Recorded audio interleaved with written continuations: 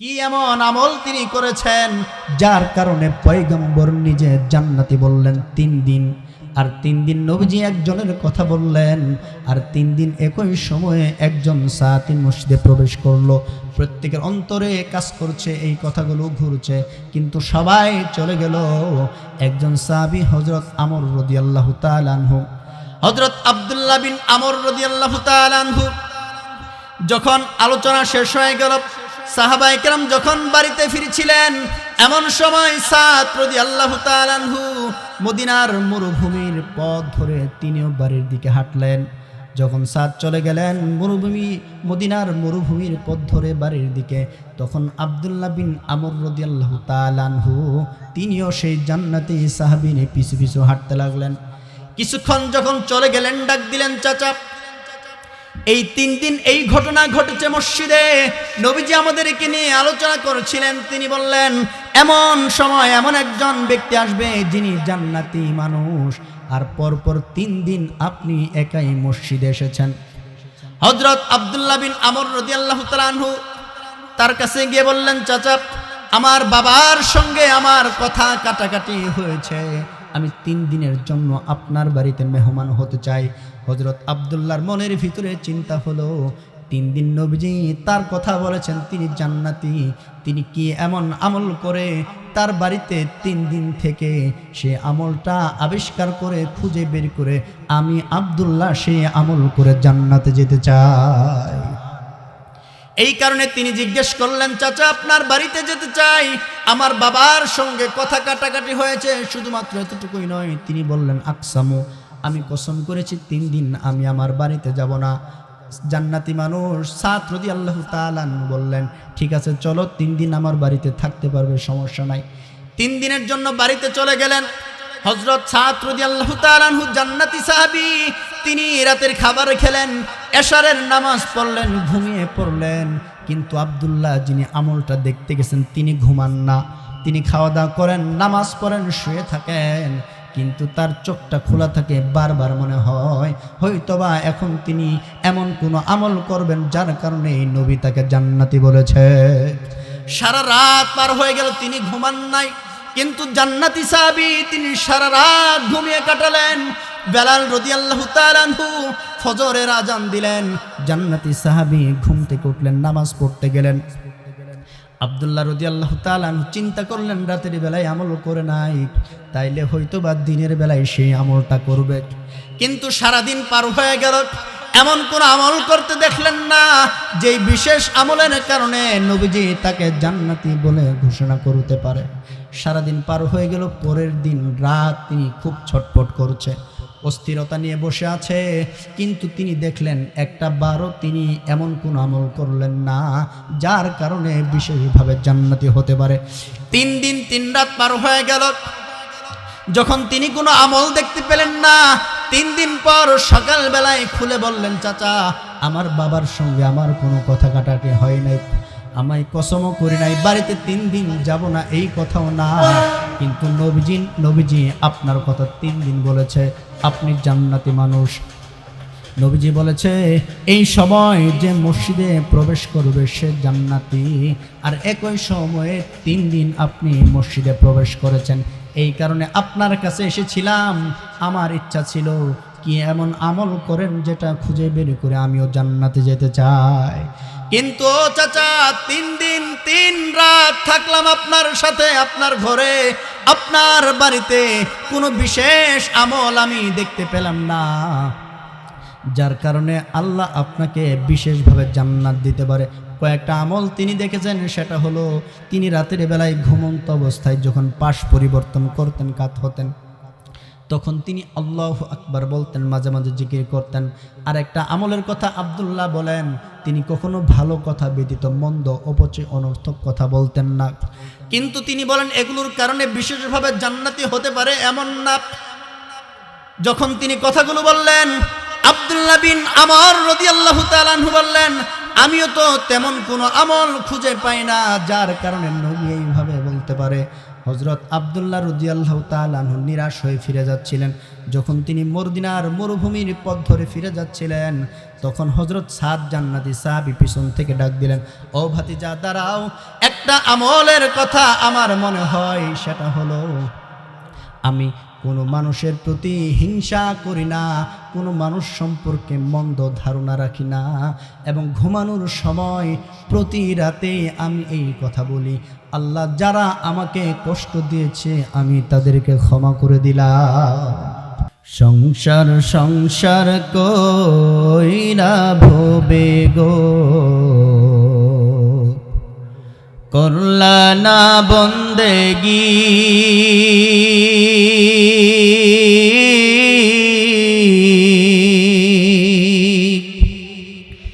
কি জানি কি ও পাই হবে গো,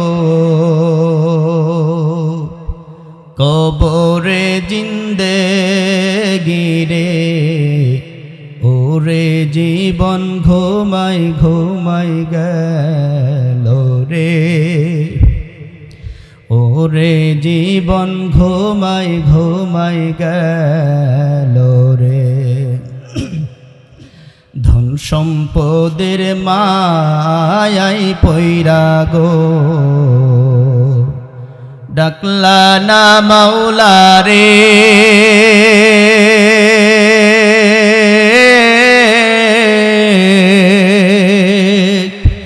কিভাবে কাটাইবা মনোরে,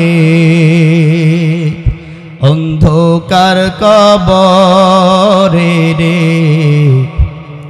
ওরে জীবন ঘুমাই ঘুমাই গেল রে, ওরে জীবন ঘুমাই ঘুমাই গেল রে। নিঃশ্বাসের বিশ্বাস কইরা গো, বদলা সুখের ঘর,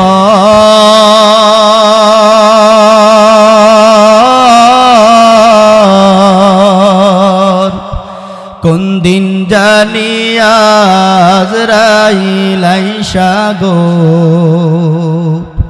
সবই করে পরে, ওরে জীবন ঘুমাই ঘুমাই গেল রে, ওরে জীবন গোনাই গোনাই গেল রে। কুল্লু আইনিন বাকিয়াতুন ইয়াউমাল কিয়ামাহ ইল্লা আইনান গাদ্দাত আন মাহারিমিল্লাহ ওয়া আইনান সাহিরাত ফি সাবিলিল্লাহ ওয়া আইনান খরাজা মিনহা মিসলু রাসিজ যুবাবি মিন খশিয়াতিল্লাহ।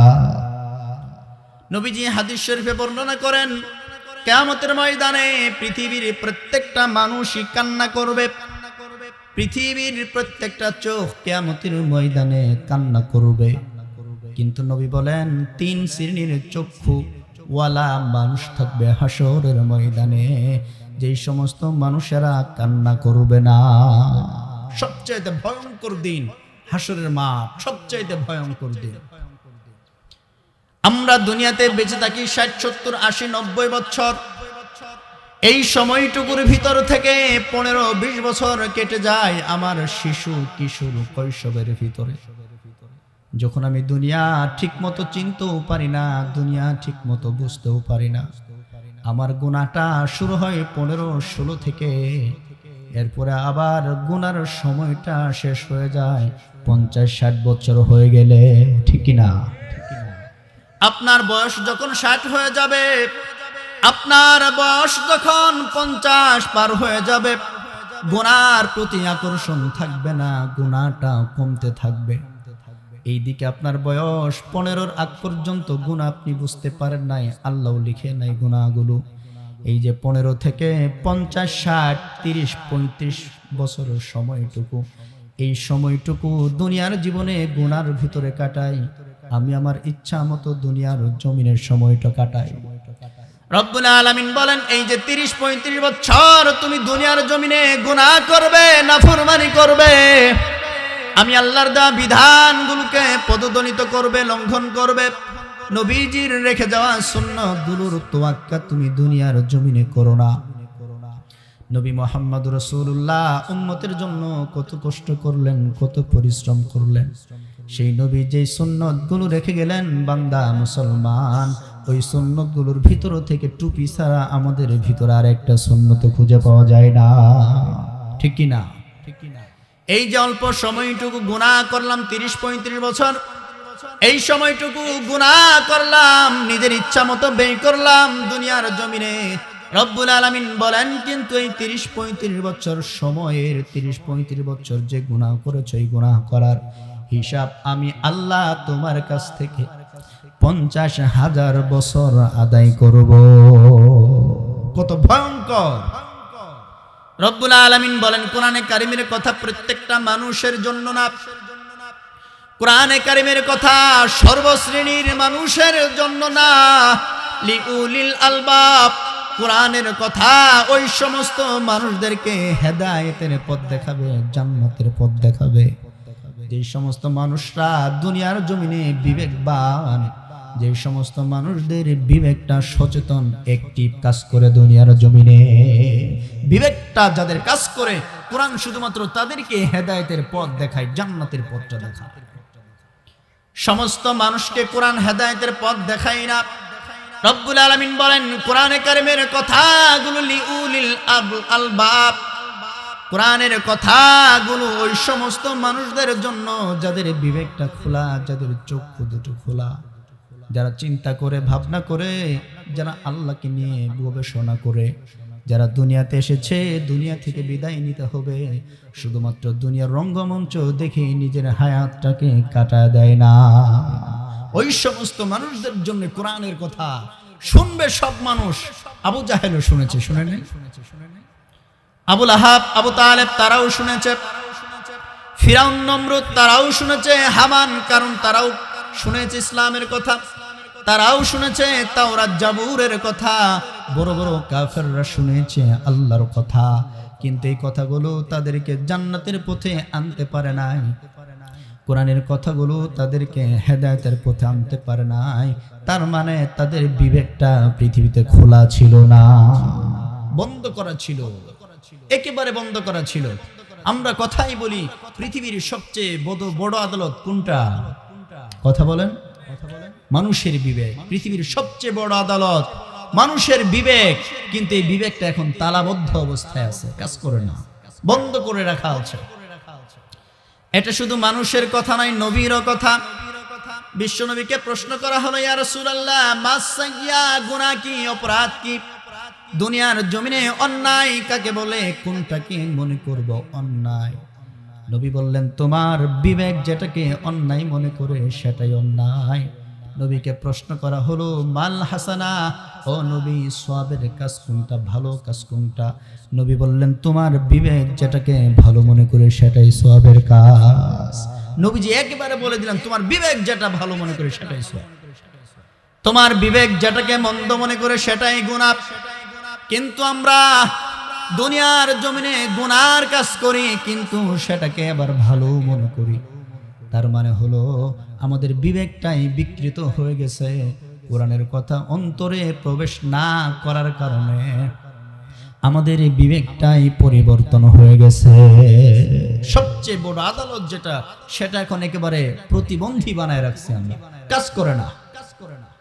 বলছিলাম কোরআনের কথাগুলো তাদেরকে হেদায়েত দিবে যারা সচেতন, বিবেকবান, যারা জ্ঞানী মানুষ, যাদের ভিতরে কোরআনের কথাগুলো মানার আগ্রহ আছে, তাদের ভিতরে কোরআনের কথা যদি আপনার কাছে ভুল মনে হয় তবু মনোযোগ দিয়ে শুনেন, আপনার কাছে যদি সত্য মনে হয় তবু ভালো করে শুনেন, যেটা সত্য মনে হয় আমল করেন, যেটাকে ভুল অযৌক্তিক মনে হয় আপনি আরো 10 জনের কাছে গিয়ে যুক্তি দিয়ে বোঝার চেষ্টা করেন।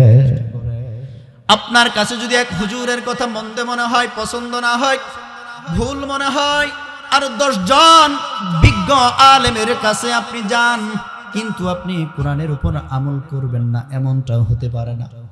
আপনি 10 জন 20 জনের কাছে যেতে থাকেন, দেখবেন এক সময় না এক সময় কোরআনের কথাগুলো আপনার বুঝে আসবে, ঠিক কি না? আপনার দাদি অসুস্থ, দাদা অসুস্থ, নানা অসুস্থ, জামালপুর হসপিটালে নিয়ে গেলেন, চিকিৎসা নাই, ওষুধ দিল, কাজ হলো না। অসুস্থতা বৃদ্ধি পেতেই থাকলো, আপনি কি চিকিৎসা বন্ধ করে দেন? কথা বলেন। আপনি তখন মোমেন শাহী হসপিটালে নিয়ে যান, সেখানে নিয়ে গেলেন, কাজ হলো না, চিকিৎসা বন্ধ করে দেন। বন্ধ করে দেন না, আপনি ঢাকা নিয়ে যান, সেখানে যদি কাজ না হয় আপনি ভারত নিয়ে যান, মাদ্রাস নিয়ে যান, আমেরিকা ইউরোপ নিয়ে যান, সিঙ্গাপুর নিয়ে যান, কিন্তু এরপর আপনি চিকিৎসা বন্ধ করেন নাই। আপনার বিবেক দিয়ে খাটান। এক হুজুরের কথা যদি আপনার কাছে অযৌক্তিক মনে হয়, আপনি তখনই কেন চিন্তা করা ছেড়ে দিলেন, তদন্ত করা ছেড়ে দিলেন? আপনার উচিত ছিল এই কথাটা আরো 10 জন আলেমকে জিজ্ঞেস করা। তবু আপনাকে মানতে হবে। আপনি খুঁজতে থাকেন, এক সময় না এক সময় আপনার বিবেক খুলে যাবে ইনশাআল্লাহ। কিন্তু আপনি চিন্তা করা ছেড়ে দিতে পারেন না, আমল করা ছেড়ে দিতে পারেন না, কোরআনের পথ থেকে সরে আসবেন, এটা হতে পারে না। আপনি চলতে থাকেন সামনে।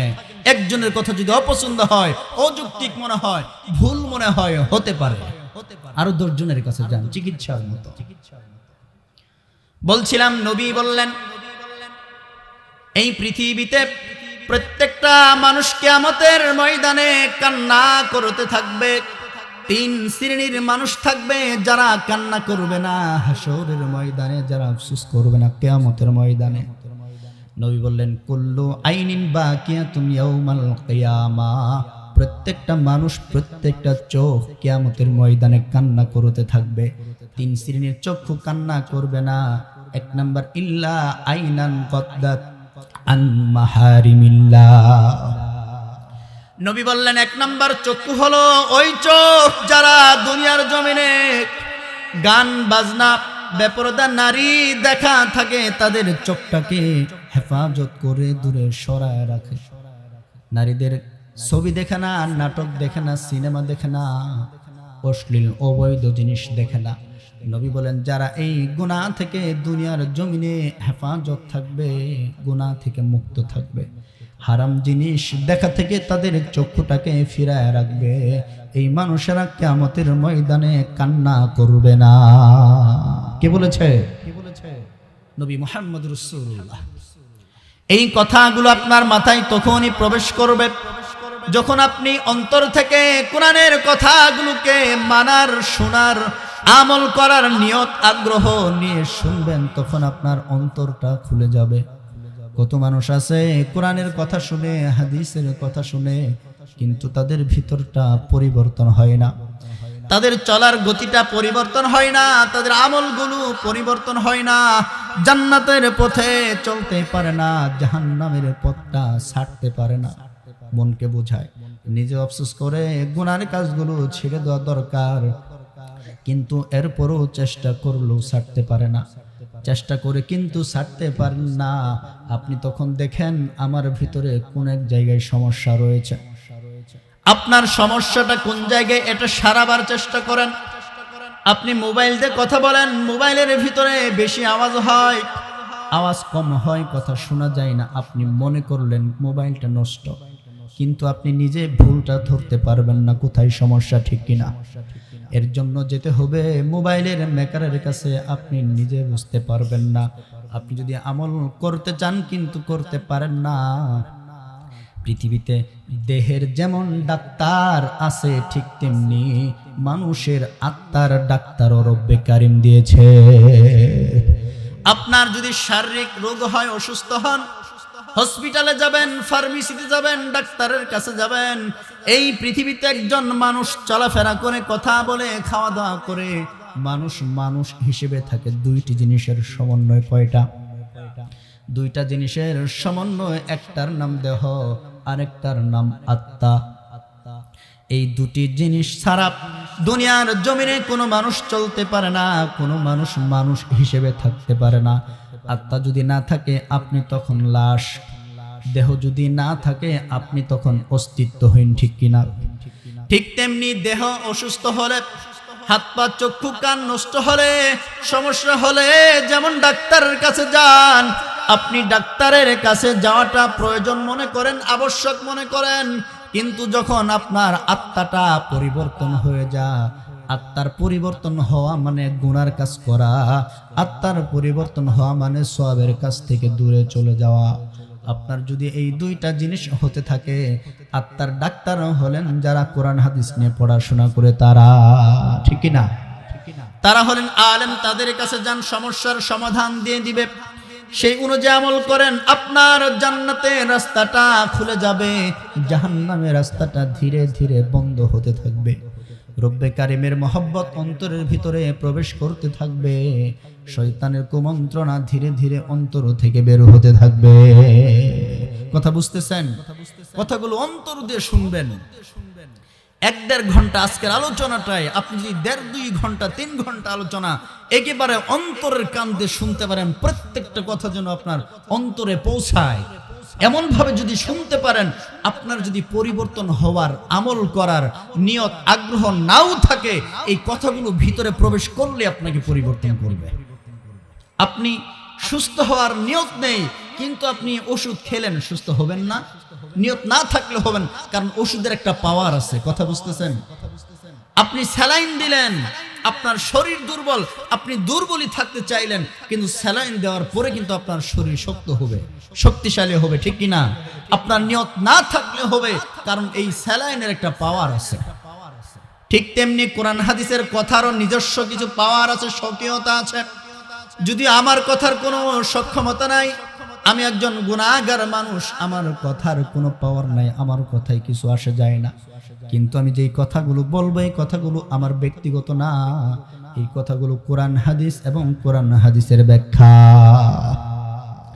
আপনি যদি অন্তরের কানে শুনতে পারেন, যদি আপনি অন্তর দিয়ে কথাগুলো ভিতরে প্রবেশ করাতে পারেন, বিশ্বাস করেন এই কথাগুলোর নিজস্ব একটা পাওয়ার আছে। আল্লাহর কথার একটা পাওয়ার আছে, নবী মুহাম্মদ রাসূলুল্লাহর কথার একটা পাওয়ার আছে। এই কথাগুলো যদি অন্তর দিয়ে শুনতে থাকেন, ভিতরে প্রবেশ করলে আপনার ভিতরটাকে আলোকিত করা শুরু করবে, জ্বলতে থাকবে ভিতরে লাইটের মতো, ধীরে ধীরে পরিবর্তন হতে থাকবে। গুরুত্বপূর্ণ কথা। আজকে আমি 1-1.5 ঘন্টা যত কথা বলবো, তার ভিতরে সবচেয়ে গুরুত্বপূর্ণ কথা এটি, এখন যেটি বলছি, এটি হচ্ছে আপনি জুমার দিন জুমার আলোচনা শুনেন, ওয়াজ মাহফিলে যান, ওয়াজ মাহফিলের আলোচনা শুনেন, মোবাইলে ওয়াজ শুনেন, আপনি যতক্ষণ শুনবেন একেবারে অন্তরের কান দিয়ে প্রত্যেকটা কথার জন্য আপনার কানে দিয়ে অন্তরে প্রবেশ করে। ওই যে মানুষ যখন শুয়ের ভিতরে সুতা লাগায় না, দেখছেন? সুতা লাগায় না, এখন লাগায় না, আগে লাগাইতে দেখছেন না? এই যে এইভাবে সুতা লাগাইতেছে, এইভাবে সুতা লাগাইতেছে, এই সরে গেছে, আবার গভীর মনোযোগ, আবার চেষ্টা করতেছে, আবার চেষ্টা করতেছে, আবার সরে গেছে, আবার থুথু লাগে, আবারও সুন্দর করে আবার একত্রিত করে সুতাগুলোকে আবার ভিতরে প্রবেশ করানোর চেষ্টা করে কিনা? এরকম করতে করতে লাগে। আপনি জুমার দিন মোবাইলের ওয়াজ, মাহফিলের ওয়াজ এইরকম মনোযোগ দিয়ে যদি শুনতে পারেন, আমার আজকের আলোচনার সবচেয়ে গুরুত্বপূর্ণ কথা এটি, আপনি যদি এইভাবে শুনতে পারেন, এতটা মনোযোগ দিয়ে কোরআন হাদিসের কথা শুনতে পারেন, বিশ্বাস করেন 1 মাসের ভিতরে আপনি পরিবর্তন লক্ষ্য করবেন, আপনার ভিতরটা পরিবর্তন হওয়া শুরু করেছে। এটা হচ্ছে কোরআন হাদিসের কথার পাওয়ার, এটা কোরআন হাদিসের কথার পাওয়ার।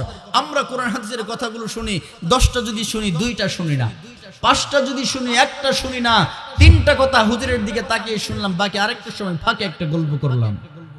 এটা কোরআন হাদিসকে অপমান করা হয়, যার ফলে পুরো আলোচনাটাই আমার ভিতরে কাজ করতে অক্ষমতা হয়ে যায়, সক্ষমতা হারিয়ে ফেলে। কথা বুঝতেছেন? গভীর মনোযোগ দিয়ে শোনার চেষ্টা করবেন।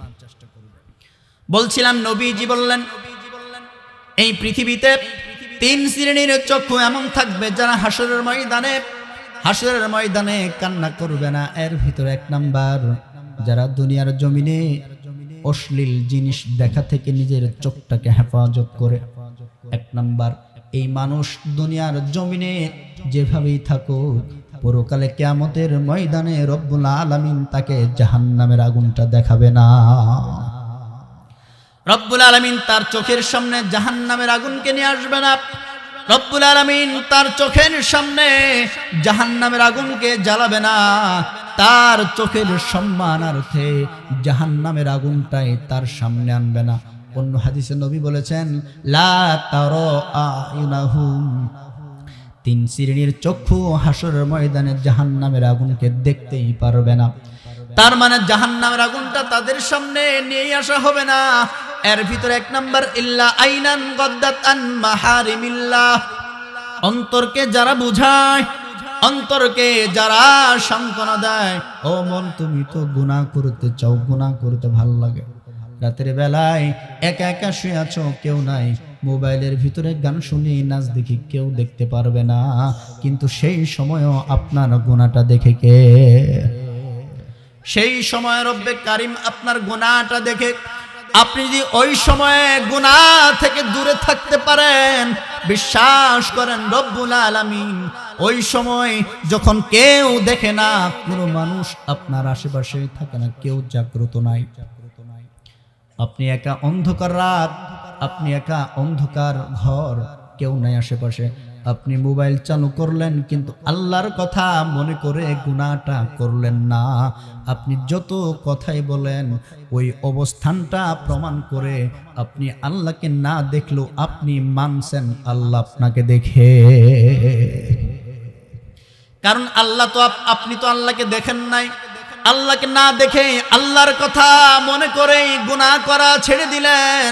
ওই সময়টায়, ওই সময়টায় আপনার ব্যাপারে সাক্ষী দেয়, যদিও তুমি দেখো নাই আল্লাহকে, কিন্তু আল্লাহর কথা মনে করে গুনাহটা ছাড়লা, তার মানে তোমাকে আল্লাহ দেখছে, এই কথাটা তোমার অন্তরে বসে গেছে। এই কারণেই একাকী ইবাদতের মূল্য আল্লাহর কাছে খুবই বেশি প্রিয়, এবং একাকী থাকা অবস্থায় গুনাহ ছেড়ে দেওয়াটাও আল্লাহর কাছে বেশি প্রিয়।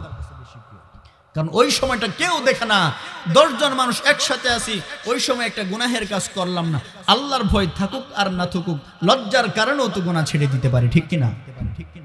10 জন মানুষের সাথে আছি, তখন নামাজ পড়ি, আল্লাহর ভয় থাকুক আর না থাকুক। 10 জন মানুষ একসাথে, 9 জন নামাজ পড়ে, আমি নামাজ না পড়ে থাকতে পারি না, লজ্জার কারণে হলেও পড়ি। কিন্তু আপনি যখন একা থাকেন, অপরিচিত মানুষদের ভিতরে থাকেন, তখন যদি নামাজ পড়েন, ওই নামাজটাই সাক্ষী দিবে আপনি আল্লাহকে না দেখলেও আল্লাহ আপনাকে দেখছে, এই কথাটা আপনার অন্তরে বসে গেছে। কথা বুঝতেছেন? বিশ্বনবী বললেন এই জন্য গুনার কাজগুলো ছেড়ে দিতে হবে। 1 নাম্বার, আপনার চোখ দিয়ে দুনিয়ার জমিনে হারাম জিনিস দেখা যাবে না, গান সিনেমা দেখা যাবে না, কিন্তু এটা এখন কল্পনীয় হয়ে গেছে। আমাকে 2-3 ভাত না দিলে থাকতে পারবো, কিন্তু মোবাইলের ভিতরে অশ্লীল জিনিস দেখবো না, এটা ছাড়া থাকা যেন যুবকদের জন্য অসম্ভব। এখন পরিস্থিতি এমন হয়ে গেছে, গুনার কাজগুলো করতে করতে আমরা আমাদের নিত্যদিনের সঙ্গী বানিয়ে ফেলেছি। নিঃশ্বাস যেমন প্রতি মুহূর্ত আমার জন্য প্রয়োজন, এমন কিছু গুনাহ আমাদের জন্য আমাদের জীবনের তালিকায় লিপিবদ্ধ হয়ে গেছে। ওই নিঃশ্বাসের মতো এই গুনাহটাও আমার জন্য যেমন ঠিক তেমনি প্রয়োজন। নিঃশ্বাস ছাড়া যেমন চলতে পারি না, নিঃশ্বাস ছাড়া যেমন দুনিয়ার জমিনে থাকতে পারি না, ঠিক তেমনি গুনাহ ছাড়াও থাকতে পারি না। এমন কিছু গুনাহ আমাদের জীবনের তালিকায় এসে গেছে।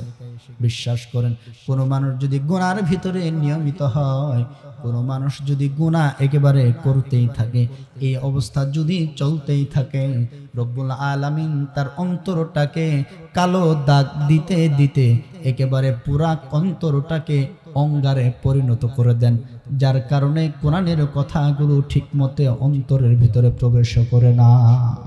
আমাদের অন্তরটাকে পরিবর্তন করার চেষ্টা করতে হবে। দুনিয়াতে আপনি যা কিছু দেখেন এগুলো আপনার স্থায়ী সঙ্গী না। দুনিয়াতে আপনি যা কিছু দেখেন এই দুনিয়ার কিছুই আপনার স্থায়ী সঙ্গী না। 2টি জিনিস আপনার স্থায়ী সঙ্গী, একটা গুনাহ আর একটা সওয়াব। গুনাহ আপনার সঙ্গে কবরের ভিতরে যাবে, সওয়াবও আপনার সঙ্গে কবরের ভিতরে যাবে, ঠিক কিনা? আপনার মা বাবা, আত্মীয় স্বজন, প্রতিবেশী, বন্ধু বান্ধব, সন্তান, স্ত্রী, কেউ আপনার সঙ্গে কবরের ভিতরে যাবে না, কবর পর্যন্ত যাবে। দুনিয়াতে যত সম্পদ উপার্জন করেছেন, যখন আপনার লাশটা বের হয়ে যাবে, সম্পদগুলো আপনি রেখাই যাবেন, কবরে নিয়ে যেতে পারবেন না। যেই খাটটা দিয়ে আপনাকে কবর পর্যন্ত নিয়ে যাওয়া হবে, ওই খাটটাও কিন্তু আপনার স্বজনরা ফিরিয়ে নিয়ে আসবে। এই কথাটা আপনি আপনার অন্তরের ভিতরে যদি বসাতে পারেন, জাহান্নামের আগুনের কথা যদি অন্তরের ভিতরে বসাতে পারেন, জাহান্নামের আগুনের কথা একবার শুনলে 2বার শুনলে অন্তরের ভিতরে বসে না। জান্নাতের কথা একবার শুনলে দুইবার শুনলে অন্তরের ভিতরে বসে না। কমপক্ষে প্রতিদিন একটু একটু করে আপনি শুনেন, দেখেন আপনার ভিতরটা পরিবর্তন হতে থাকবে। এই কারণেই নবীজি বললেন, তোমরা হারাম জিনিস দেখা থেকে দূরে থাকো, বিরত থাকো। এই সময়ে সবচাইতে চোখের গুনাহগুলো হয় মোবাইলের মাধ্যমে, টেলিভিশনের মাধ্যমে, ঠিক কিনা? প্রত্যেকের হাতে হাতে মোবাইল গুনাহ চলমান, পকেটে পকেটে। আবার প্রত্যেকের বাড়িতেও টেলিভিশন, ঘরে ঘরে গুনাহ, ঠিক কিনা?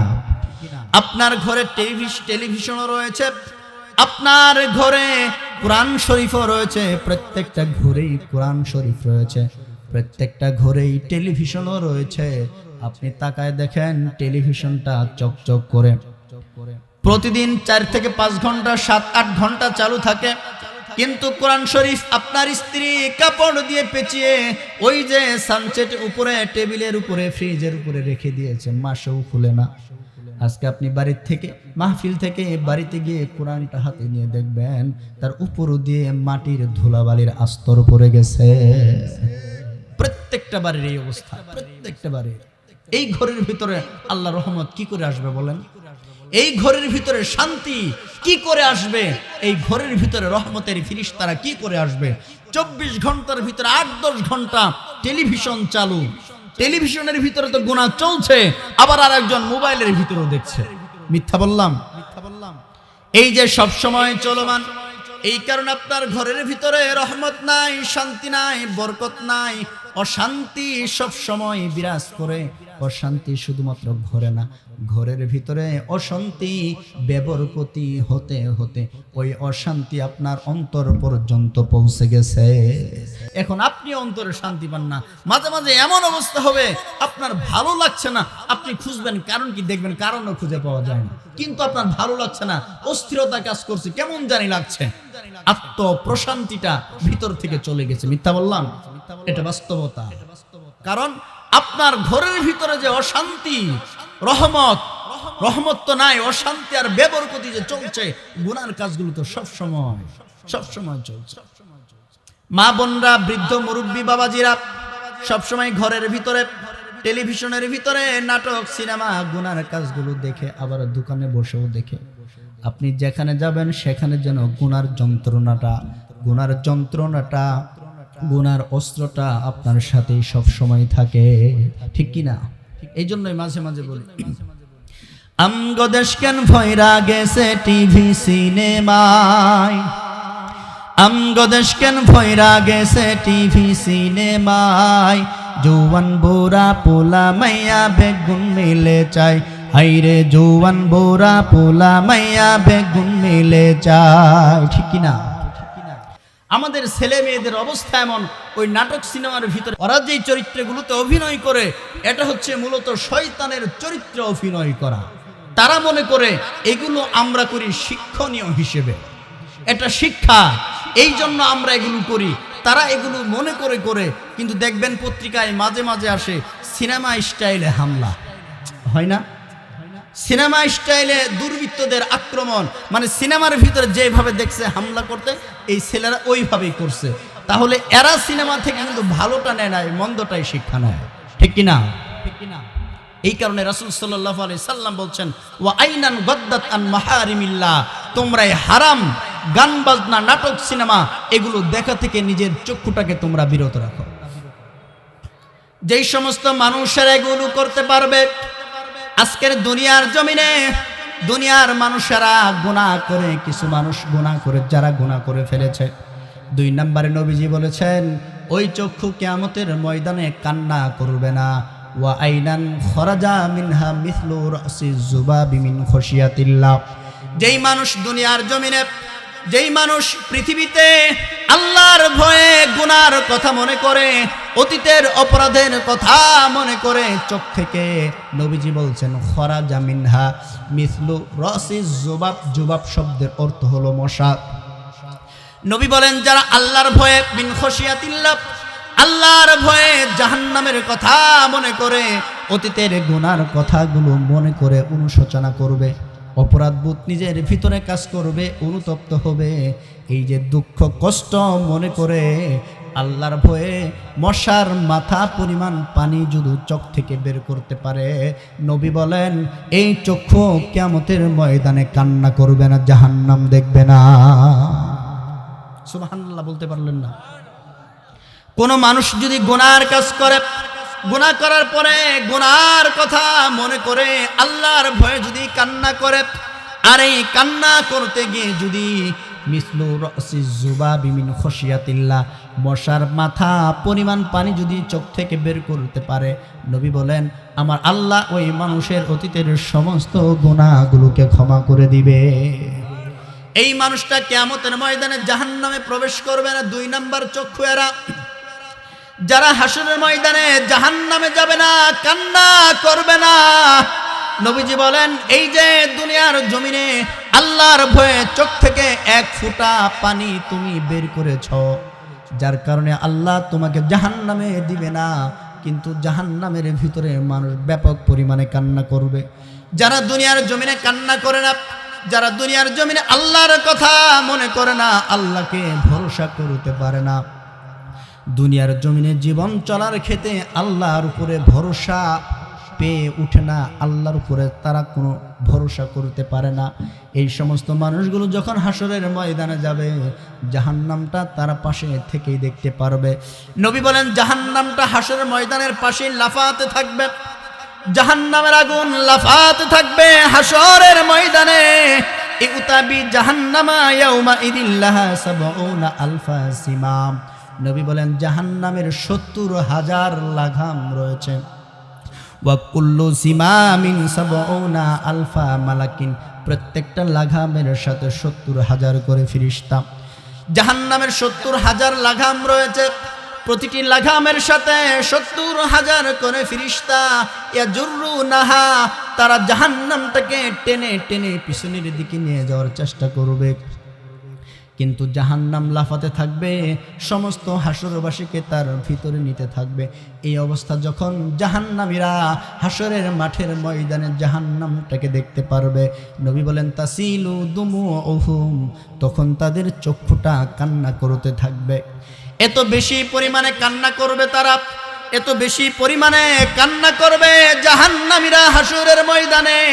কান্না করতে করতে চোখের নিচ দিয়ে একটা নদীর মতো হয়ে যাবে, নালা হয়ে যাবে।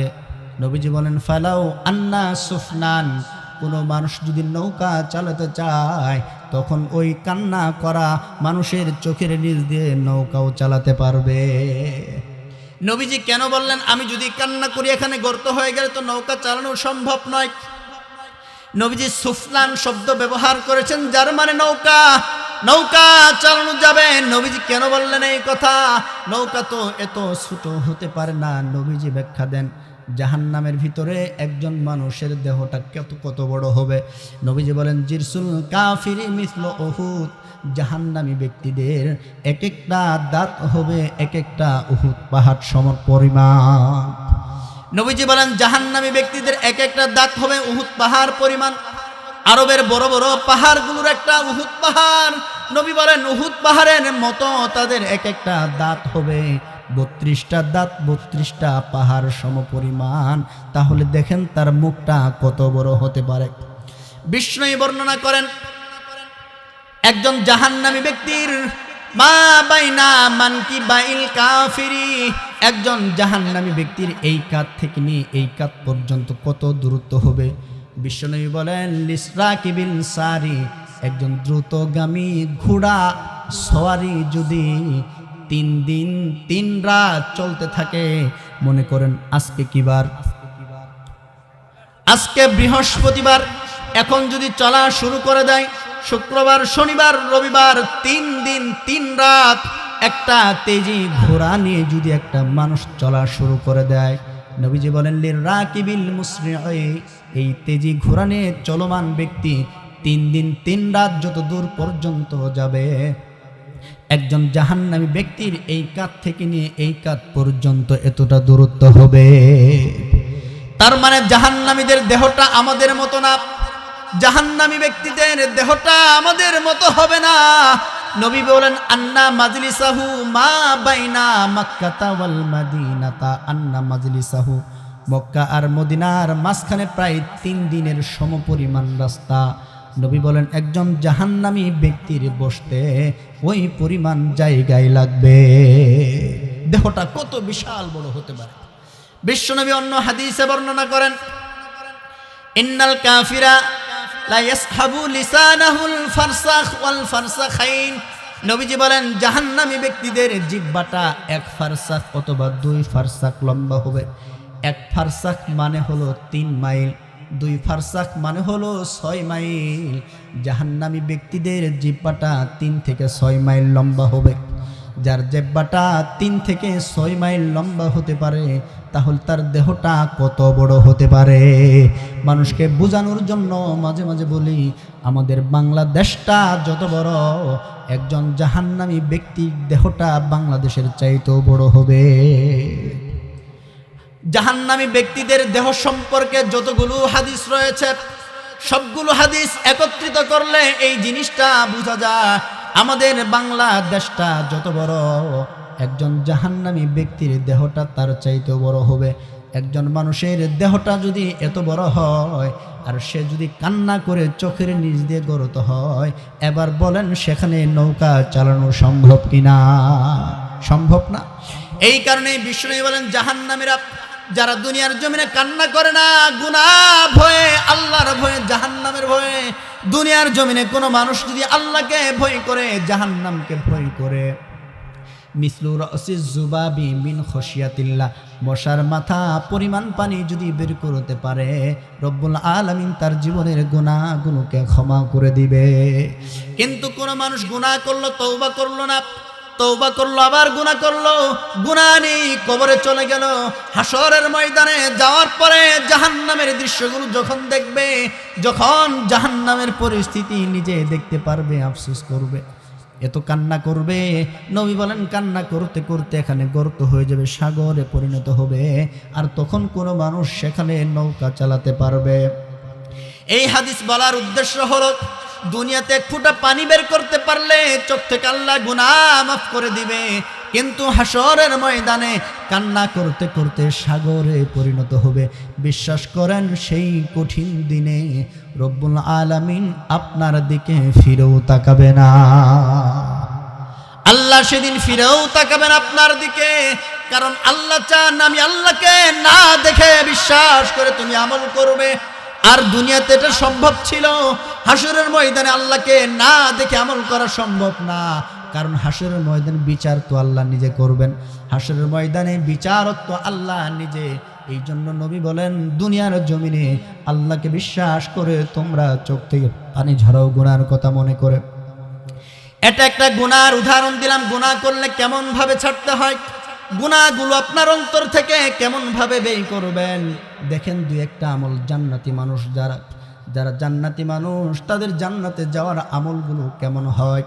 2-1টা আমল হযরত আনাস বিন মালিক রাদিয়াল্লাহু তাআলা আনহু বর্ণনা করেন, কুন্না জুলুসান মা রাসূলিল্লাহি সাল্লাল্লাহু আলাইহি ওয়াসাল্লাম। আনাস বিন মালিক রাদিয়াল্লাহু তাআলা আনহু বলেন, মসজিদে নববীতে বিশ্বনবীর সামনে আমরা সাহাবায়ে কেরাম নবীজির সামনে বসে আছি। এমন সময় নবীজি আমাদেরকে লক্ষ্য করে বললেন, ইয়াতলু আলাইকুমুল আনা রাজুলুম বিন আহলিল জান্নাহ। নবীজি বললেন, ও সাহাবীরা, তোমরা কি জান্নাতি মানুষ দেখতে চাও? এই যে তোমরা বসে আছো, এই মুহূর্তে তোমাদের সামনে যেই মানুষটা প্রবেশ করবে তিনি একজন জান্নাতি মানুষ। নবীজির সামনে যারা বসে আছে পয়গম্বর তাদেরকে লক্ষ্য করে বললেন, ও সাহাবীরা, এখন তোমাদের সামনে যিনি আসবে তিনি জান্নাতি মানুষ। সাহাবায়ে কেরাম আশ্চর্য হয়ে গেলেন, নবীজি কার কথা বললেন? কি এমন আমল করেছে নবীজি কেন বললেন জান্নাতি মানুষ? সমস্ত সাহাবায়ে কেরাম দরজার দিকে তাকিয়ে আছে, কে মসজিদের ভিতরে প্রবেশ করে। এমন সময় সাহাবায়ে কেরাম দেখলেন হযরত সাদ রাদিয়াল্লাহু তাআলা আনহু নামে একজন অপরিচিত সাহাবী প্রবেশ করল। সাদ রাদিয়াল্লাহু তাআলা আনহু প্রবেশ করলেন। এমন সময় তার দাড়ি থেকে ওযু করার পানিগুলো টপ টপ করে পড়তেছে, তার হাতের ভিতরে জুতাগুলো রয়েছে। মসজিদের বাহিরে ওযু করে জুতাগুলো হাতে নিয়ে মসজিদে প্রবেশ করলেন। ওযুর পানিগুলো তার দাড়ি থেকে টপ টপ করে পড়ছে, তিনি নবীজির সামনে বসে পড়লেন। দ্বিতীয় দিন একই সময় সাহাবায়ে কেরাম নবীজির সামনে চারপাশে এইভাবে বসা। নবীজি সাহাবীদেরকে লক্ষ্য করে বললেন, ও সাহাবীরা, ইয়াতলু আলাইকুমুল আনা রাজুলুম মিন আহলিল জান্নাহ, এখন তোমাদের সামনে যেই মানুষটা আসবে সে একজন জান্নাতি মানুষ। সাহাবায়ে কেরাম অবাক দৃষ্টিতে তাকিয়ে আছেন মসজিদে নববীর দরজার দিকে। কে প্রবেশ করবে? গতকাল একজন এসেছিল, আজকে কে প্রবেশ করে? আমরা দেখি কার কথা নবীজি বললেন। তিনি মারাই যায় নাই, কিন্তু নবীজি বললেন তিনি জান্নাতি মানুষ। সাহাবায়ে কেরাম দরজার দিকে তাকিয়ে আছে। এমন সময় তারা দেখলো গতকাল যেই সাদ রাদিয়াল্লাহু তাআলা আনহু প্রবেশ করেছিলেন, আজকেও সেই একই সাহাবী মসজিদে একই সময়ে প্রবেশ করলো। সাহাবায়ে কেরাম আশ্চর্য হয়ে গেলেন, কি এমন আমল করেন তিনি? কোন কারণে নবীজি 2 দিন তার কথা জান্নাতি বলে ঘোষণা করলেন, তৃতীয় দিন একই সময় নবীজি সাহাবীদেরকে নিয়ে বসে আছেন। নবীজি সাহাবীদেরকে লক্ষ্য করে একটু পরে বললেন, ইয়াতলু আলাইকুমুল আনা ইয়াদখুল রাজুলুম মিন আহলিল জান্নাহ, ও সাহাবীরা, এখন তোমাদের সামনে যে লোকটা আসবে ওই লোকটা আল্লাহর জান্নাতি একজন মানুষ। সাহাবায়ে কেরাম অবাক দৃষ্টিতে তাকিয়ে আছেন দরজার দিকে। কে প্রবেশ করে? গত 2 দিন একজন প্রবেশ করেছে। কে সেই সৌভাগ্যবান মানুষ? কার কথা নবীজি বললেন জান্নাতি মানুষ? সাহাবায়ে কেরাম দেখলেন, আশ্চর্য হয়ে গেলেন। গত 2 দিন যেই সাদ রাদিয়াল্লাহু তাআলা আনহু এসেছে, আজকেও সেই সাদ একই সময়ে মসজিদে প্রবেশ করলেন। সমস্ত সাহাবীরা উঠে চলে গেল, কিন্তু প্রত্যেকের মনের ভিতরেই এই চিন্তা, অস্থিরতা কাজ করছে। কি এমন আমল তিনি করেছেন যার কারণে পয়গম্বর নিজে জান্নাতি বললেন 3 দিন। আর 3 দিন নবীজি একজনের কথা বললেন, আর 3 দিন একই সময়ে একজন সাহাবী মসজিদে প্রবেশ করলো। প্রত্যেকের অন্তরে কাজ করছে, এই কথাগুলো ঘুরছে, কিন্তু সবাই চলে গেল। একজন সাহাবী হযরত আমর রাদিয়াল্লাহু তাআলা আনহু, হযরত আব্দুল্লাহ বিন আমর রাদিয়াল্লাহু তাআলা আনহু, যখন আলোচনা শেষ হয়ে গেল, সাহাবায়ে কেরাম যখন বাড়িতে ফিরছিলেন, এমন সময় সাদ রাদিয়াল্লাহু তাআলা আনহু মদিনার মরুভূমির পথ ধরে তিনিও বাড়ির দিকে হাঁটলেন। যখন সাদ চলে গেলেন মদিনার মরুভূমির পথ ধরে বাড়ির দিকে, তখন আব্দুল্লাহ বিন আমর রাদিয়াল্লাহু তাআলা আনহু তিনিও সেই জান্নাতি সাহাবী নিয়ে পিছু পিছু হাঁটতে লাগলেন। কিছুক্ষণ যখন চলে গেলেন, ডাক দিলেন, চাচা, এই 3 দিন এই ঘটনা ঘটেছে মসজিদে। নবীজি আমাদেরকে নিয়ে আলোচনা করেছিলেন। তিনি বললেন, এমন সময় এমন একজন ব্যক্তি আসবে যিনি জান্নাতি মানুষ, আর পরপর 3 দিন আপনি একাই মসজিদে এসেছেন। হযরত আব্দুল্লাহ বিন আমর রাদিয়াল্লাহু তাআলা আনহু তার কাছে গিয়ে বললেন, চাচা, আমার বাবার সঙ্গে আমার কথা কাটাকাটি হয়েছে, আমি 3 দিনের জন্য আপনার বাড়িতে মেহমান হতে চাই। হযরত আব্দুল্লাহর মনের ভিতরে চিন্তা হলো, 3 দিন নবীজি তার কথা বলেছেন তিনি জান্নাতি, তিনি কি এমন আমল করে তার বাড়িতে 3 দিন থেকে সে আমলটা আবিষ্কার করে খুঁজে বের করে আমি আব্দুল্লাহ সেই আমল করে জান্নাতে যেতে চাই। এই কারণে তিনি জিজ্ঞেস করলেন, চাচা, আপনার বাড়িতে যেতে চাই, আমার বাবার সঙ্গে কথা কাটাকাটি হয়েছে, শুধুমাত্র এতটুকুই নয়। তিনি বললেন, আকসামু, আমি কসম করেছি 3 দিন আমি আমার বাড়িতে যাব না। জান্নাতি মানুষ সাদ রাদিয়াল্লাহু তাআলা বললেন, ঠিক আছে, চলো, 3 দিন আমার বাড়িতে থাকতে পারবে, সমস্যা নাই। 3 দিনের জন্য বাড়িতে চলে গেলেন। হযরত সাদ রাদিয়াল্লাহু তাআলা জান্নাতি সাহাবী, তিনি রাতের খাবার খেলেন, এশারের নামাজ পড়লেন, ঘুমিয়ে পড়লেন। কিন্তু আব্দুল্লাহ যিনি আমলটা দেখতে গেছেন তিনি ঘুমান না, তিনি খাওয়া দাওয়া করেন, নামাজ পড়েন, শুয়ে থাকেন, কিন্তু তার চোখটা খোলা থাকে। বারবার মনে হয় হয়তোবা এখন তিনি এমন কোনো আমল করবেন যার কারণে এই নবী তাকে জান্নাতি বলেছে। সারা রাত পার হয়ে গেল, তিনি ঘুমান নাই। কিন্তু জান্নাতি সাহাবী তিনি সারা রাত ঘুমিয়ে কাটালেন। বেলাল রাদিয়াল্লাহু তাআলা আনহু ফজরের আজান দিলেন, জান্নাতি সাহাবী ঘুম থেকে উঠলেন, নামাজ পড়তে গেলেন। আব্দুল্লাহ রাদিয়াল্লাহু তাআলা চিন্তা করলেন, রাতের বেলায় আমল করে নাই, তাইলে হয়তো বা দিনের বেলায় সেই আমলটা করবে। কিন্তু সারাদিন পার হয়ে গেল, এমন কোন আমল করতে দেখলেন না যেই বিশেষ আমলের কারণে নবীজি তাকে জান্নাতি বলে ঘোষণা করতে পারে। সারাদিন পার হয়ে গেল, পরের দিন রাত তিনি খুব ছটফট করছে, অস্থিরতা নিয়ে বসে আছে, কিন্তু তিনি দেখলেন একটা বারও তিনি এমন কোন আমল করলেন না যার কারণে বিশেষভাবে জান্নাতি হতে পারে।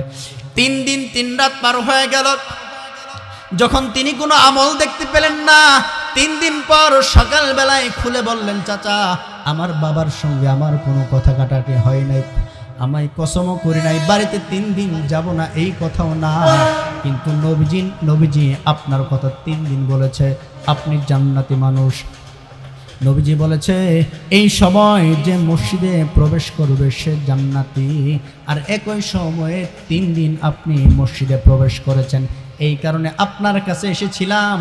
আমার ইচ্ছা ছিল কি এমন আমল করেন যেটা খুঁজে বের করে আমিও জান্নাতে যেতে চাই। কিন্তু চাচা 3 দিন 3 রাত থাকলাম আপনার সাথে, আপনার ঘরে, আপনার বাড়িতে, কোনো বিশেষ আমল আমি দেখতে পেলাম না যার কারণে আল্লাহ আপনাকে বিশেষভাবে জান্নাত দিতে পারে। কয়েকটা আমল তিনি দেখেছেন, সেটা হলো তিনি রাতের বেলায় ঘুমন্ত অবস্থায় যখন পাশ পরিবর্তন করতেন, কাত হতেন, তখন তিনি আল্লাহু আকবার বলতেন, মাঝে মাঝে জিকির করতেন। আর একটা আমলের কথা আব্দুল্লাহ বলেন, তিনি কখনো ভালো কথা ব্যতীত মন্দ অপচয় অনর্থক কথা বলতেন না, কিন্তু তিনি বলেন এগুলোর কারণে বিশেষভাবে জান্নাতি হতে পারে এমন না।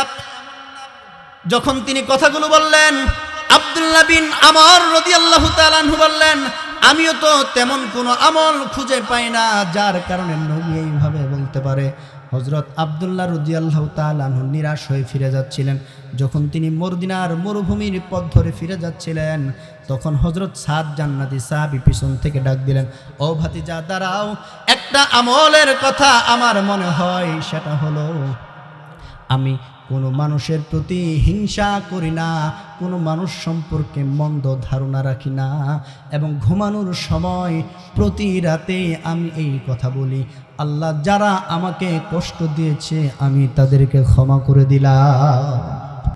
হযরত আব্দুল্লাহ ইবনে আমর রাদিয়াল্লাহু তাআলা আনহু ডাক দিয়ে বললেন, চাচা বুঝতে পেরেছি, এই আমলের কারণে রব্বুল আলামিন বিশেষভাবে আপনাকে জান্নাতি হিসেবে ঘোষণা করেছে। দু একটা আমলের কথা বললাম, আমরা আমল করব তো ইনশাল্লাহ? করবেন তো ইনশাল্লাহ? আমাদের অন্তরটাকে পরিবর্তন করার চেষ্টা করবেন ইনশাল্লাহ। আল্লাহ তাআলা আমাদেরকে আমল করার তৌফিক দান করুন। ওয়া আখিরি দাওয়ানা আনিল হামদুলিল্লাহি রাব্বিল আলামিন। আসসালামু আলাইকুম ওয়া রাহমাতুল্লাহ।